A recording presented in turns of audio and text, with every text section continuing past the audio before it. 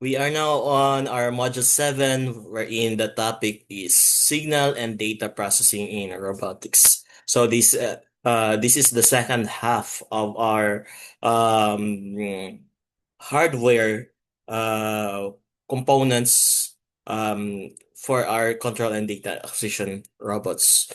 Okay, hardware electronic part. Okay, so for the first half, in the previous module we talked about the control part.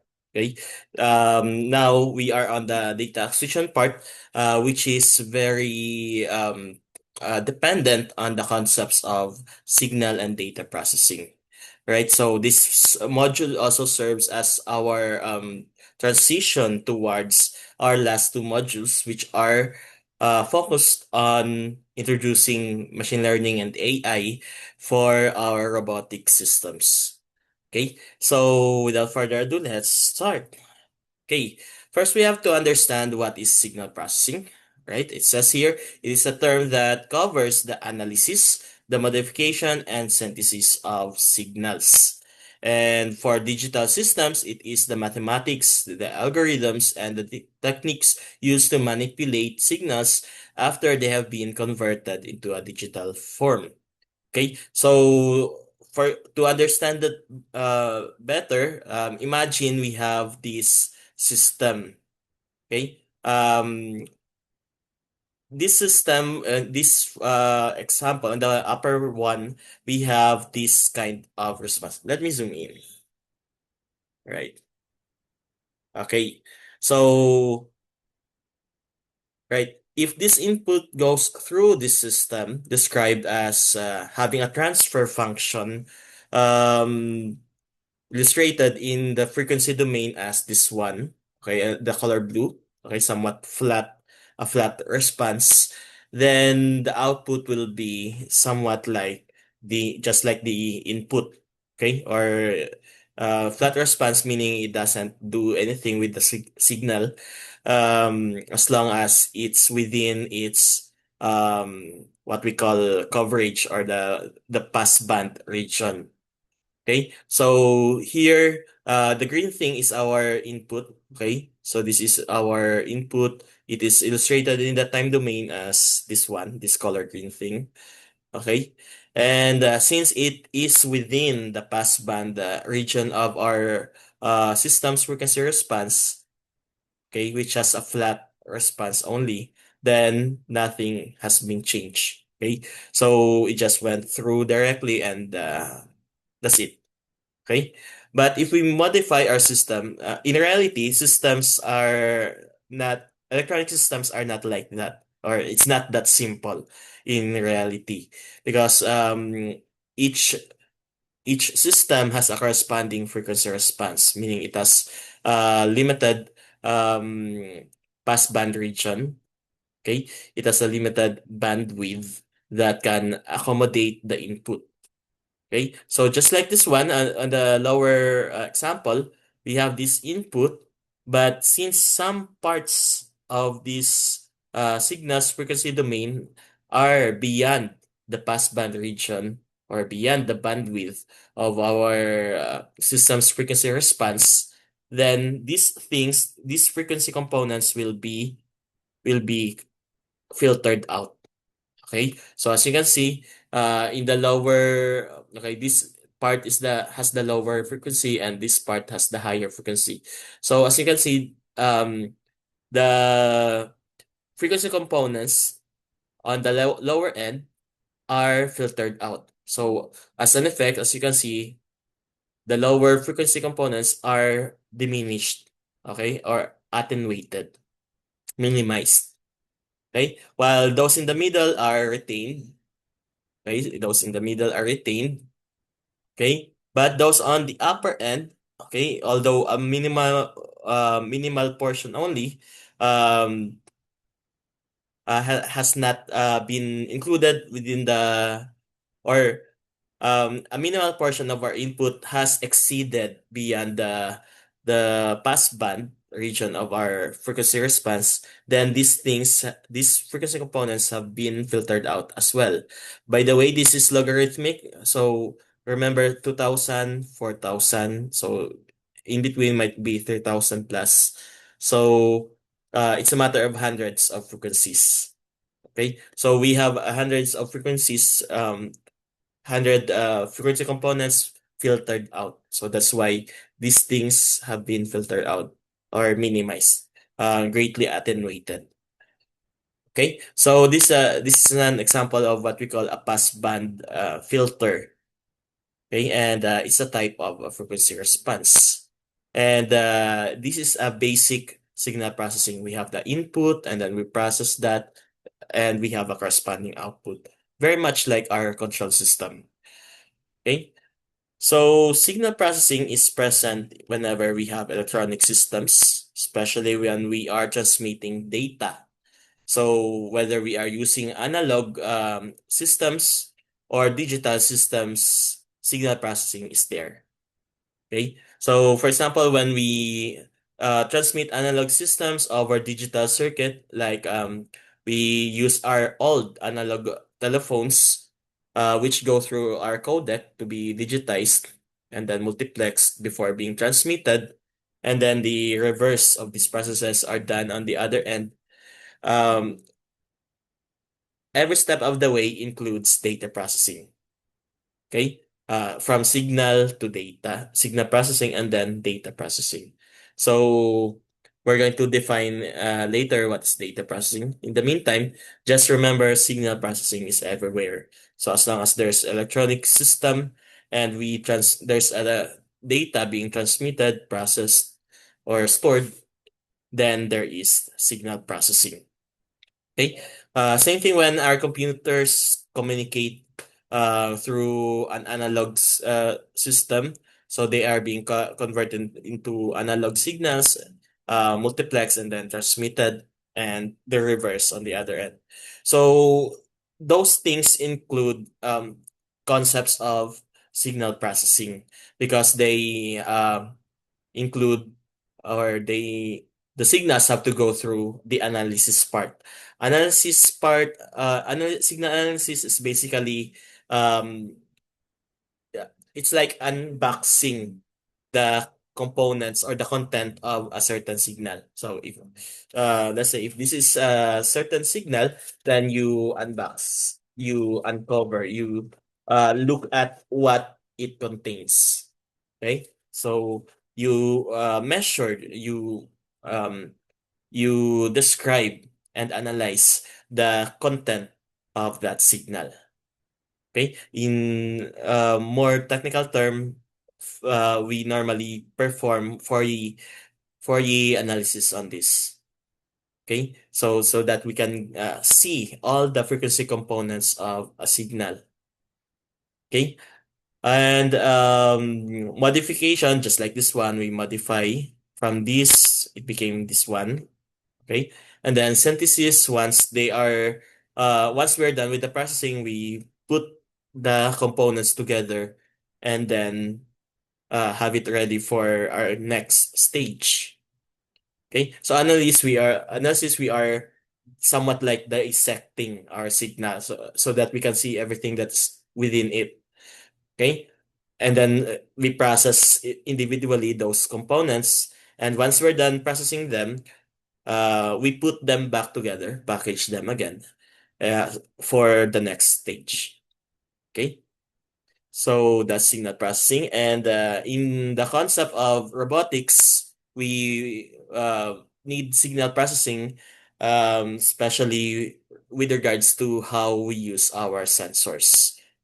Okay, so if you can remember, in control systems, sensors are vital because they provide real-time data to ensure the robot can compare its current state with the desired state. And that is actually the principle of feedback system. Okay, so sensors are essential components of the control system's feedback. Okay, they help minimize deviations from desired trajectories, forces, or other parameters so that they can ensure the robot remains stable in dynamic or unpredictable environments. So pretty much that's the purpose of control systems, and sensors play a major role in that. Okay, by of course um uh detecting or measuring real world signals, and then they are being processed and forwarded to the control system. Okay. Now, for the second half of the control and data acquisition systems, sensors also help capture environmental and operational data for analysis. That's our focus for this module. Okay? Not just for analysis, but also for diagnostics and even for optimization. And it provides data for or data inputs for higher level AI or machine learning algorithms. Like what I said, we are now transitioning to that part. Okay. So before we can make use of our AI or machine learning models, we should have sensors first that generate the data that we need for it. Okay? Because sensors can be used to monitor internal robot components for maintenance or fault detection. By the way, we have two types of sensors in a robotic system. We have the internal sensors, which are used to monitor the system's own state. Okay? The sensors that are used for the feedback of our control systems are basically um, no. Some of them are considered as internal while the others are external. Internals when the things that they are measuring are their own, okay? Their own movement, their own status, their own position, and so on. Okay? While external sensors, they are observing the environment. Okay? Of course, to help the robot understand better what's going on around it. Okay, so or maybe because that's the task of the robot, collect data from the environment. So internal if it's within the robot's self, external when it is about its environment or other factors around its environment. Okay, so sensors. And once we have signals captured by our sensors, they normally go through our filter circuits, just like what we had here. Okay, this is an example, a basic example of filter circuits. So we have to understand them. Filters basically, in terms of frequency response, can be considered as a low pass, a high pass, a band pass, or a band stop filter.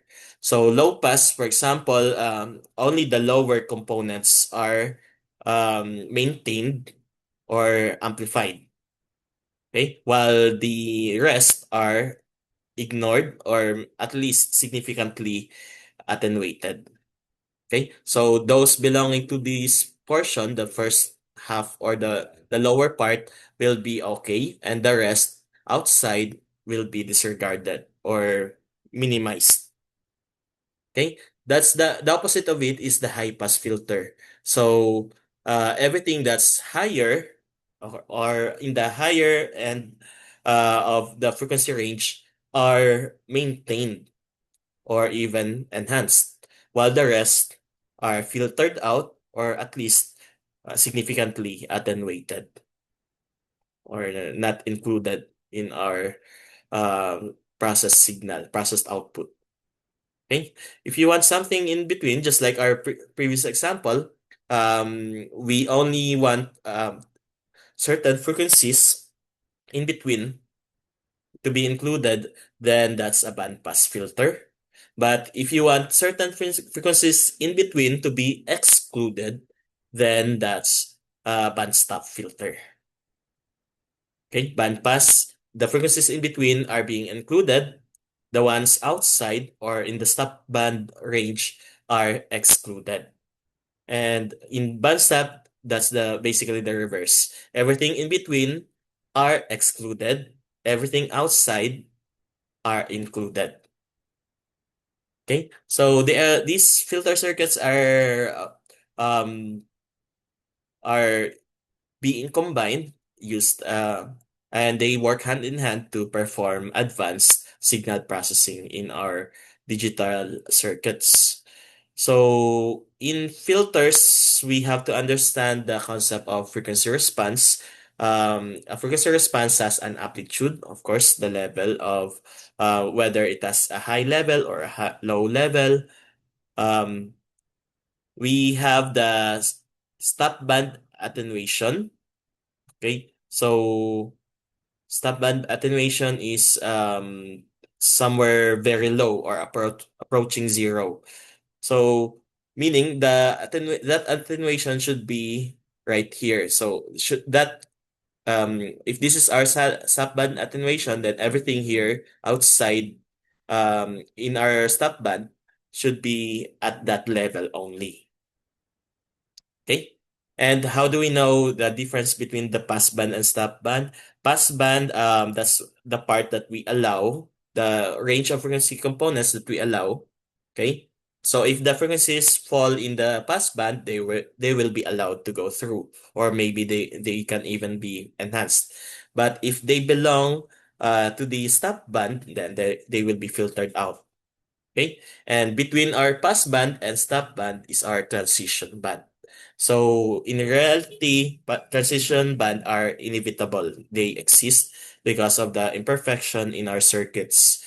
But what we want is to have as little as possible transition band. Okay? Because it is an uncertainty region. We don't know whether it is a pass band or a stop band. So the signals um, uh, there's a chance for the frequencies belonging here to be filtered out or allowed. Okay, and we define that as our cutoff frequency. So the um, ultimate dividing part is our cutoff frequency. So supposedly everything before the cutoff is our pass band, and everything beyond the cutoff is our stop band. But again, in reality, that's not um, really achievable because of the presence of the transition band due to the imperfections in our circuits. Okay, and what we can do is to minimize the transition band so that when we say cut off, it's cut off. Okay, there's no more chance that the unwanted signals can or unwanted frequency components can push through. Okay, so right. So the coverage of our passband determines our bandwidth, and our bandwidth is confined by our cutoff frequencies. Okay.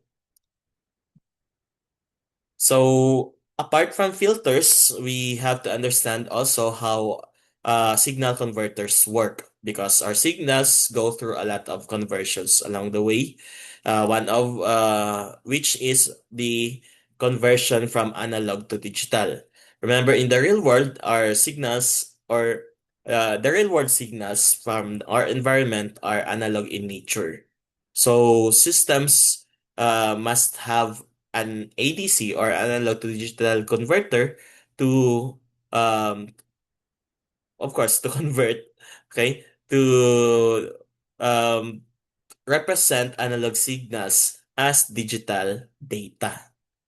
Okay, so once we have converted our signals into digital, that's the time we can process that as our raw data. So each analog signal is being converted into a streams of ones and zeros. Okay, so we divide the output side of the analog digital circuits or converters. The streams of ones and zeros are transmitted in several channels. Okay, so on the other hand, uh, we have the reverse of the ADC. We have the DAC or the digital to analog converters, wherein we have different channels of digital data being processed together. The signals that or the data that go through them are processed together to come up with the final analog output. Okay. Apart from these systems, in between, somewhere in between the ADC and the AC, we have some converters like decoders. So encoders. Basically, that includes how do we compress our data, how do we encrypt our data, how do we well, what else? Yes, that's the two most common um applications of encoders.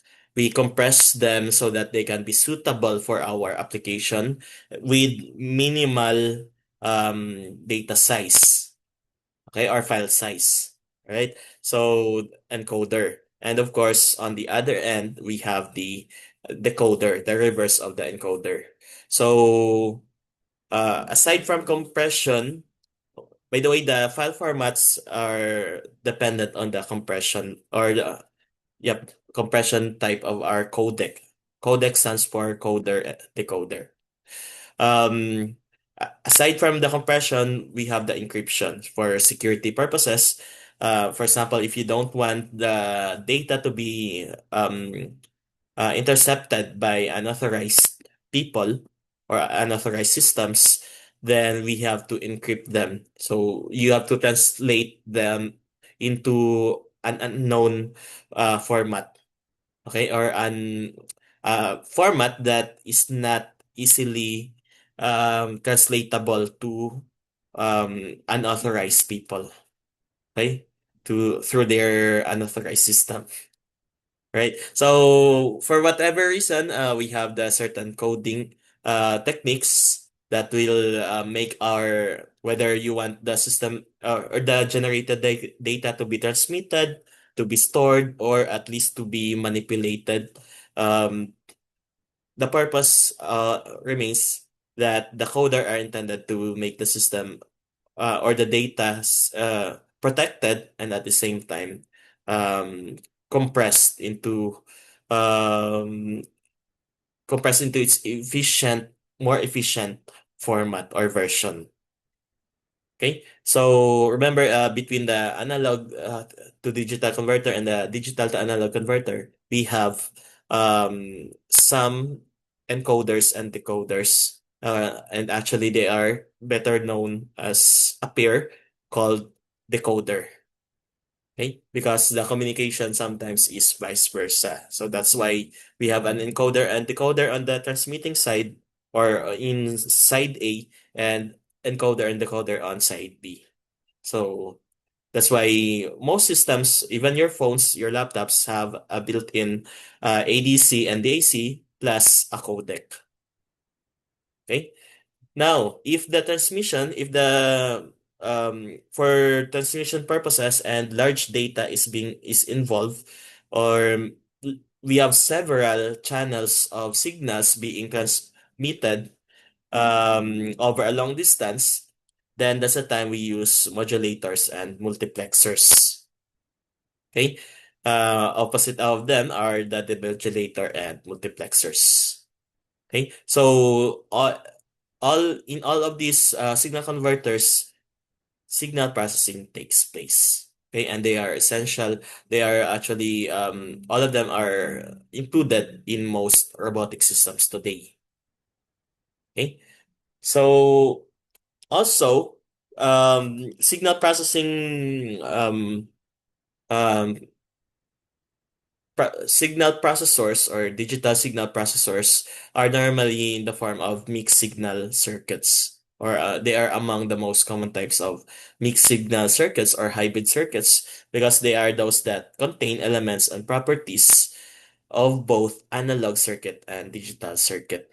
So on the ADC, we have the analog side and digital side. Same thing with the DAC. We have the digital side and analog side. So most digital signal processors are considered mixed signal circuits. Okay.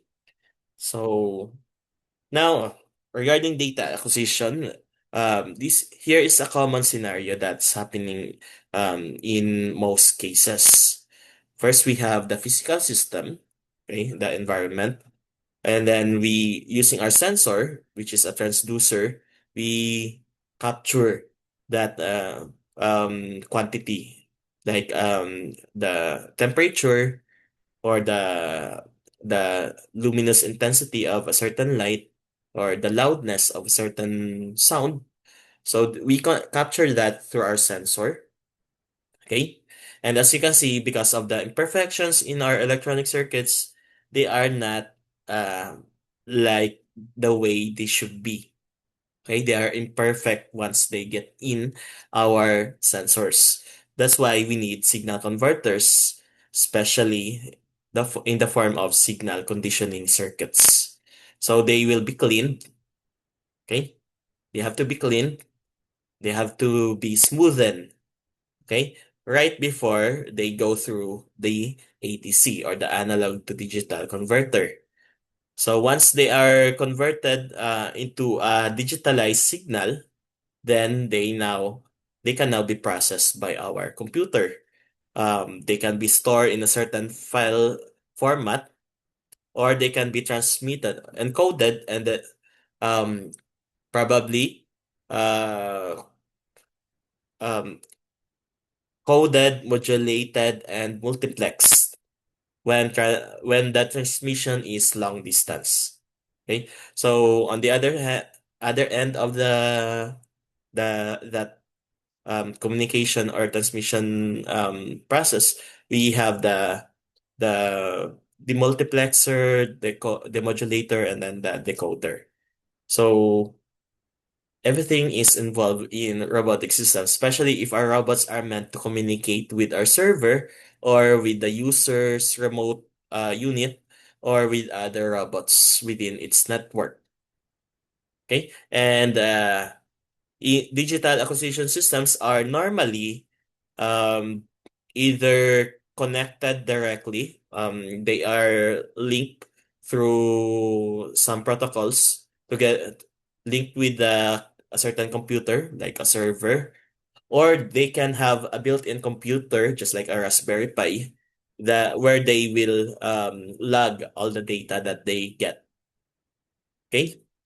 Because this data acquisition system, or DAQ, is a combination of hardware and software that collects and analyzes data from a device or process.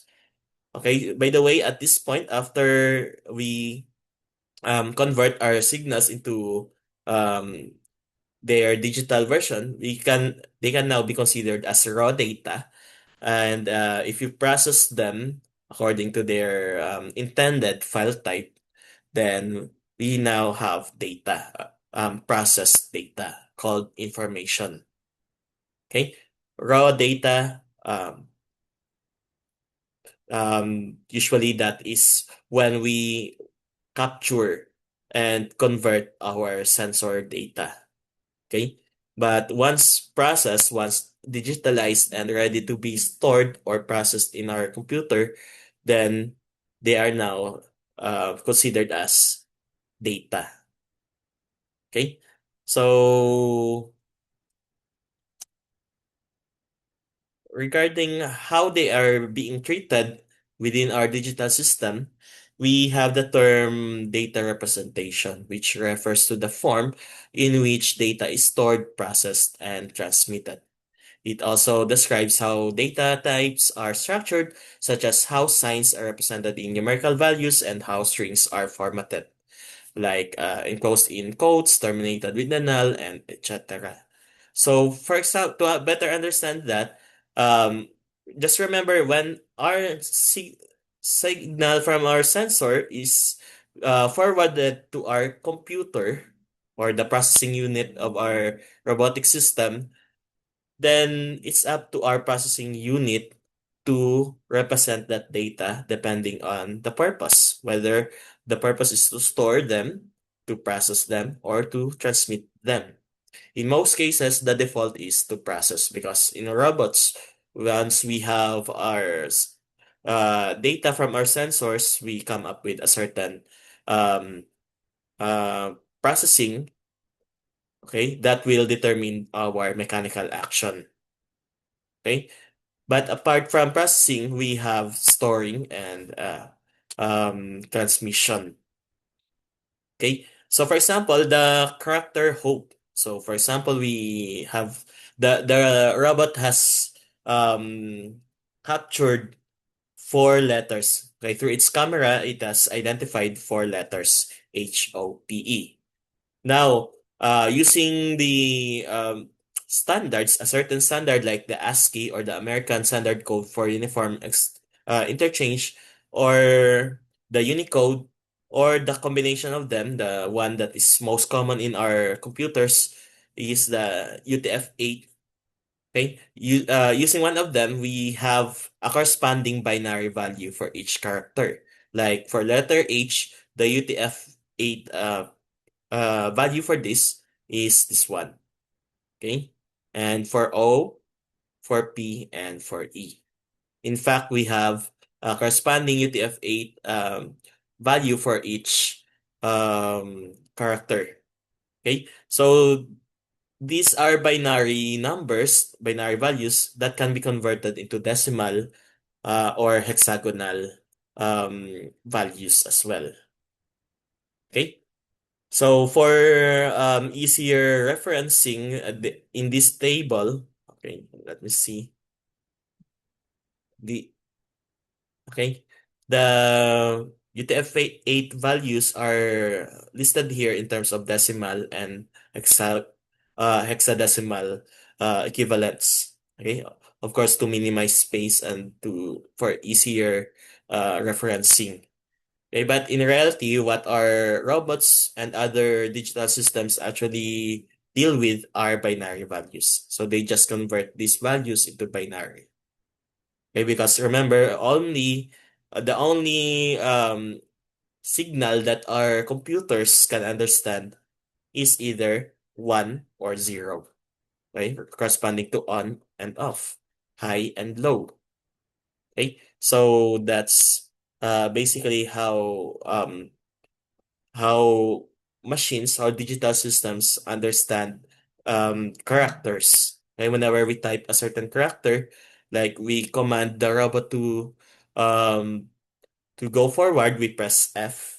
So when we press F, what the system will actually do is, okay, let's look for the letter F. Okay, let's say capital F. Okay, capital F has a decimal value of 70 and hexadecimal value of 46. So these numbers have a corresponding, they have the same binary equivalent. Okay, and that binary equivalent will be inputted to our system.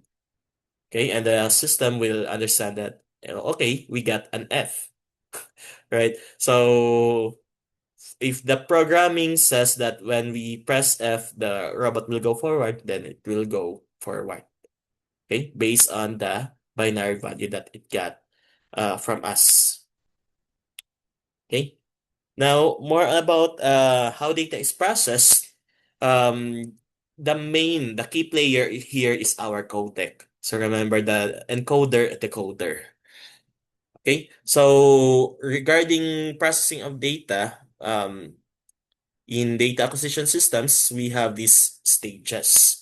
We have the input stage where we have data collection, data capture, encoding, transmission, and communication.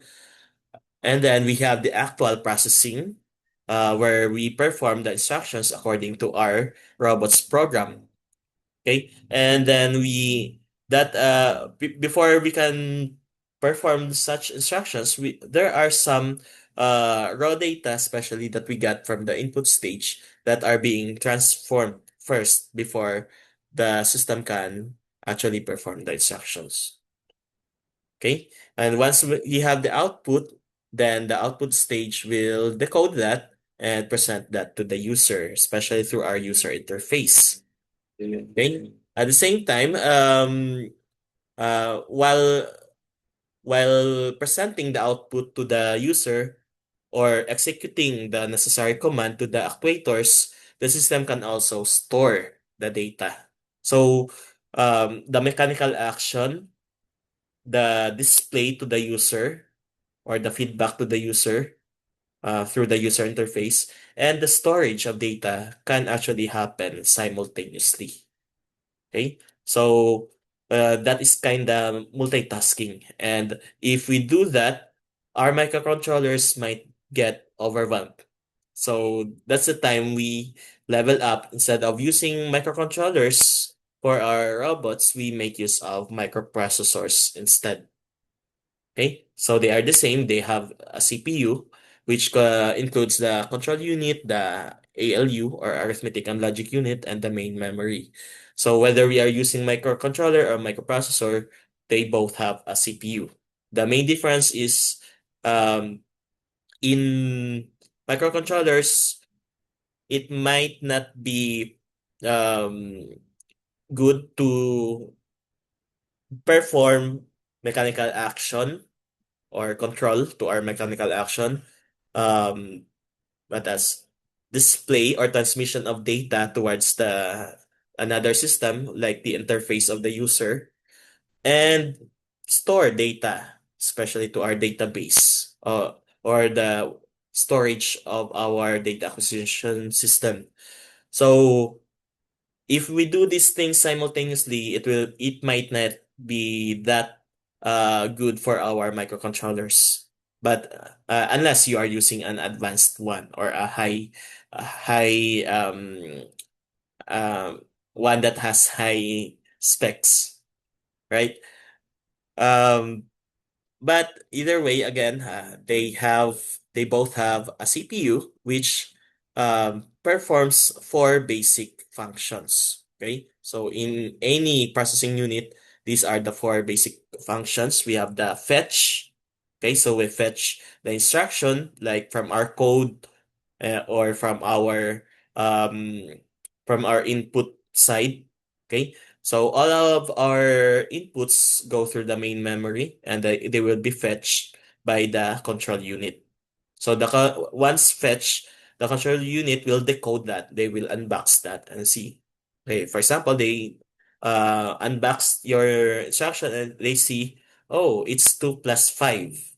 Okay, so uh, it will now forward that instruction to the ALU or the arithmetic and logic unit,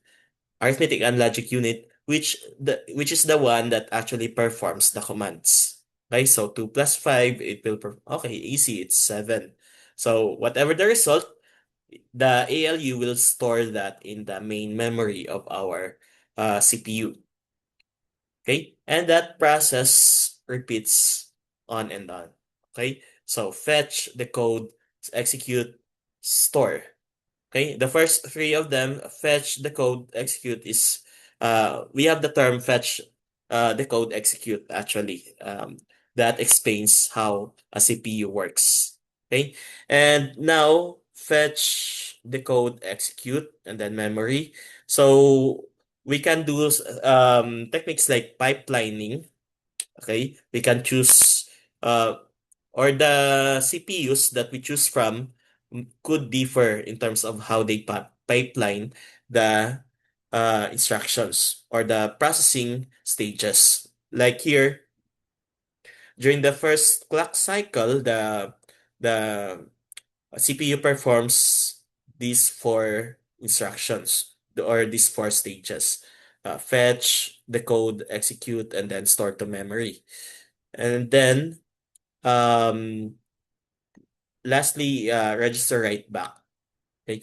So while the CPU is doing the decode, or while something is being decoded here, an instruction is being decoded, the next instruction, okay, is being started already. Okay, so while something is being decoded here, something is being fetched here. A new instruction is being fetched. Okay, so that once the decoded instruction is being transmitted to the ALU, the new instruction fetch will be decoded and so on. So pipelining, right? So our different options for our microcontrollers and microprocessors differ in terms of how they pipeline. This is a basic example. There are more advanced ones. Okay, that will make our codec more efficient and more um, advanced in terms of processing. Okay. Now regarding storage, we of course we have to sometimes we store data in terms of raw data itself, especially in the form of CSV. But CSV data is still normally stored as a file. Okay, and that file has a file name extension of .csv. Right? So, by the way, a computer file is a computer resource for storing data discretely in a computer storage device. Discretely because in terms of ones and zeros, and encoded in a way intended for the specified file. Okay? And for the computer to know what is that specified file type, um, we indicate the file type through the file name extension, okay? Which is an identifier specified as a suffix to the name of a computer, such as when we have our audio, we normally have an MP3 format, diba? We have the file name .mp3 or file name .wav, okay? So that MP3 and that WAV are actually the suffix that we have that determines the file name extension. So when the computer sees that, okay, it's that .wav, so I will encode the stored data. I will encode the data I got in this way, okay, in a way that we do with the .wav files, okay, for storage purposes. Okay, I will store that in the same way I store WAV files. Okay, so that's basically how data is stored in our processing units. And now, if our robots are intended to communicate with a remote server, a remote user, or other systems, other robots, then there is a transmission involved. And that transmission could either be baseband or broadband.